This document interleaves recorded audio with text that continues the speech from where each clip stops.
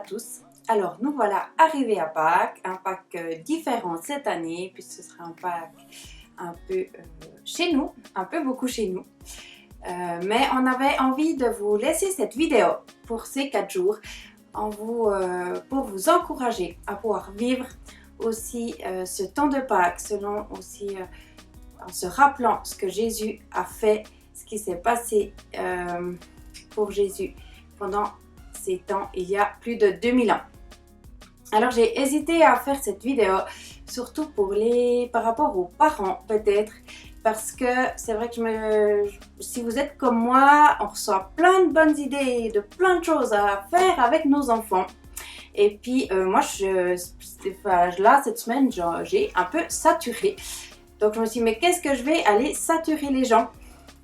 Et puis en même temps je me suis dit que j'avais envie de pouvoir vous partager, alors aux familles mais aussi à toutes les personnes de Welcome ou d'autres, pouvoir vous partager des petites choses toutes simples dans notre quotidien pour pouvoir juste se rappeler et vivre des choses avec Dieu pendant ce temps-là.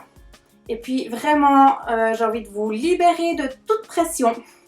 Parce que s'il y a une chose qui vous plaît, que vous voulez prendre, vous prenez. S'il n'y a rien qui vous plaît, vous prenez pas. Vraiment, prenez ou prenez pas, sentez-vous libre. Ce qui compte, c'est que vous puissiez, mon souhait, je crois, pour chacun d'entre nous, c'est qu'on puisse vivre ces 4 jours dans cette relation à Dieu et dans ce qu'il a prévu pour chacun de nous. Et c'est différent pour chacun de nous. Alors ce qu'on vous propose pendant ces 4 jours, quelques petites idées à développer ou pas. D'abord c'est que on aimerait vous proposer de pouvoir lire cette histoire de cette première Pâques avec Jésus, celle qu'on fête aujourd'hui. L'histoire de Jésus qui est mort et ressuscité sur une croix. Alors vous le trouverez par exemple dans la Bible, dans Marc les chapitres 14, 15 et 16. Ou alors, si vous avez des enfants, voilà, vous pouvez prendre une Bible imagée. Les ados, si vous avez une Bible manga et que vous aimez ça, ou les autres, n'hésitez pas. Vous pouvez aussi prendre un petit livre qui raconte l'histoire. Par contre, si ça parle de d'œufs et de lapin au chocolat, vous n'êtes peut-être pas tombé sur la première histoire de Pâques. Voilà, juste que vous le sachiez. Cette histoire, soit vous la lisez entre vous, soit si vous avez des petits-enfants, vous pouvez raconter des petits bouts. Si vous êtes des gens créatifs puis que vous avez envie de vous lancer dans un théâtre et de faire une vidéo ou de la dessiner, alors allez-y. Mais ça peut être une lecture toute simple ou juste quelques bribes qu'on peut se transmettre. Et si vous avez des enfants chez vous, et les parents, vous pouvez juste dire, voilà, il y a ces 3 points que je veux leur dire et ça suffit. Vous pouvez la lire en entier une fois ou alors chaque jour prendre un petit bout, un peu en essayant de suivre peut-être, voilà, le vendredi, on se rappelle du jour où Jésus a été crucifié sur cette croix et puis jusqu'au dimanche où il y a la résurrection. Ça c'est une première chose et puis après lire la Bible, c'est super et c'est génial parce que c'est riche. Mais ce qui est encore plus génial, c'est de pouvoir la mettre en pratique. Alors, je vous propose des petites choses, juste pour la mettre en pratique. Rapidement. Ou plus longuement pour ceux qui veulent, mais et que vous puissiez le faire avec ceux qui sont chez vous. Voilà. Entre vous. La première idée que j'aimerais vous laisser, c'est que je vous propose d'aller vous promener demain matin. Allez-y le matin, comme ça peut-être il y aura moins de monde que l'après-midi. Donc si vous allez vous promener demain matin, après si vous voulez y aller l'après-midi, on a dit on est libre. Mais vous pouvez aller vous promener demain matin et aller ramener quelques branches de bois. Alors là, j'ai pris ce qu'il y avait sur ma terrasse, le chenil et les océans framboisiers. D'ailleurs, je me suis bien piquée et j'ai des petites ronces dans les mains. Mais si vous avez que ça, prenez ça. Si vous avez et puis si vous trouvez des belles branches, prenez-en une aussi. Et puis sur cette branche, je propose, vous faites simplement que vous les mettiez dans un vase et puis que alors vous pouvez faire ça avec ou sans les branches après. Mais vous pouvez prendre un temps, soit en famille, soit en couple, soit seul, et puis pourquoi pas le partager avec quelqu'un d'autre, avec WhatsApp, et puis se dire, mais eh ben aujourd'hui, c'est vrai que Jésus, il est mort sur la croix. Et avant la vie, avant la fête de la vie, qu'on se réjouit de fêter, eh ben il y a la mort. Et dans ma vie, il y a aussi des choses qui sont mortes, qui vont pas, qui sont plutôt destructrices, que j'aimerais bien m'en débarrasser parce que je vois bien que ça porte pas du fruit, que c'est pas vivant, que ça fait pas du bien, mais que j'arrive pas. Et je vous propose juste de soit autour d'un arbre, des branches que vous avez ramassées, ou alors pourquoi pas le faire en forêt, si vous êtes près d'une forêt. Vous mettre, de réfléchir, de demander à Dieu, mais Seigneur, qu'est-ce qui dans ma vie est mort? Qu'est-ce qui ne porte plus du fruit, ou c'est avec quoi que je lutte tant? Moi, je réalise ces derniers temps, justement cette semaine, avec tout ce qui m'arrivait dessus, j'ai galéré, je me battais avec mes pensées. Et moi, j'ai eu toujours beaucoup d'idées, et c'est bien, des fois c'est la vie, et bien j'ai réalisé que là, c'était la mort, parce que ça m'a mis une pression de tout ce que j'aurais voulu faire, et que je n'ai pas pu faire. Voilà, c'est un exemple. Peut-être les enfants, ça peut être... vous n'arrivez pas à vous empêcher de taper votre frère. Et c'est des petites choses comme ça qu'on peut noter sur le papier. Et puis on va juste aller les piquer sur l'arbre, les déposer sur l'arbre. Ou on peut les déposer sur une croix qu'on a fait. Ou alors simplement autour d'un repas, on se dit les choses et on n'est pas obligé de faire tout ce que je vous propose. Mais simplement on peut se partager les uns aux autres, dire par moi, mon défi, là où il y a la mort chez moi, où il y a des choses qui ne sont pas bonnes, et bien c'est ça. Et moi j'ai besoin de les remettre à Dieu. Jésus qui est mort pour moi, qui a pris toutes ces choses, qui me pèsent, qui ne sont pas bonnes, qui apportent la mort dans ma vie. Ça me fait penser que je voulais prendre un Pampers d'Isaïa plein de caca et dire toutes ces choses qui puent dans notre vie. J'ai oublié le Pampers, c'est pas grave, mais toutes ces choses qui puent dans ma vie. Ou cette chose-là que Dieu me montre, moi j'aimerais la déposer au pied de la croix. Puis que Jésus puisse prendre ça. Puis après, prenez simplement un temps pour prier les uns pour les autres. Ou si vous êtes seul, remettez ça à Dieu. Pourquoi pas le partager comme je l'ai dit avant avec quelqu'un. Voilà ce que je vous propose pour demain.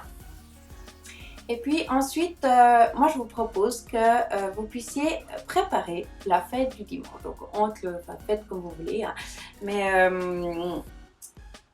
une fois qu'on a fait ça, on veut aussi pouvoir vivre la vie de Jésus et fêter la vie. Et c'est ce qu'on va faire dimanche, mais peut-être que d'ici là, il faut qu'on prépare cette fête.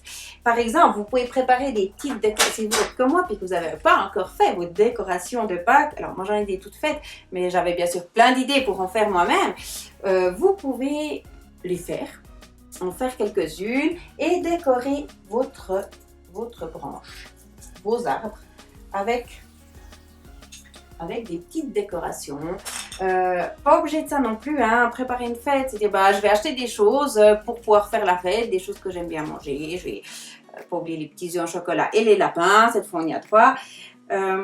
Voilà, on prépare, on se dit mais comment on aimerait fêter ça dimanche, et on prépare cette fête. Si vous voulez faire des petits lapins en tresse, vous pouvez faire. Bref, je suis sûre que vous avez plein d'idées, je vais pas vous surcharger la tête d'idées encore. Et puis, vivez ça, prenez ce temps-là. Et ensuite,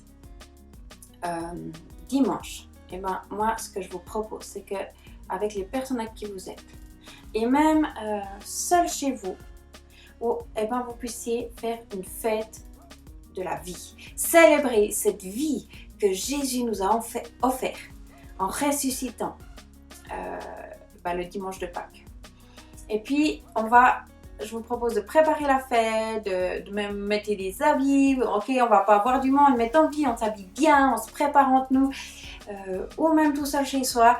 Et puis, on se prépare à ce temps de fête et on entre dans cette fête. Et pourquoi pas avoir des ballons, et puis quand chacun arrive à la pièce où vous allez peut-être manger, ou peut-être vous allez faire un apéro, ou un déjeuner, ou juste un temps de fête, pourquoi pas donner le ballon, et puis chaque personne peut prendre le ballon et dire moi je veux entrer dans cette fête et je veux fêter la vie et je veux accepter aussi la vie de Jésus dans ma vie et dans les beaux projets que Dieu est là pour moi.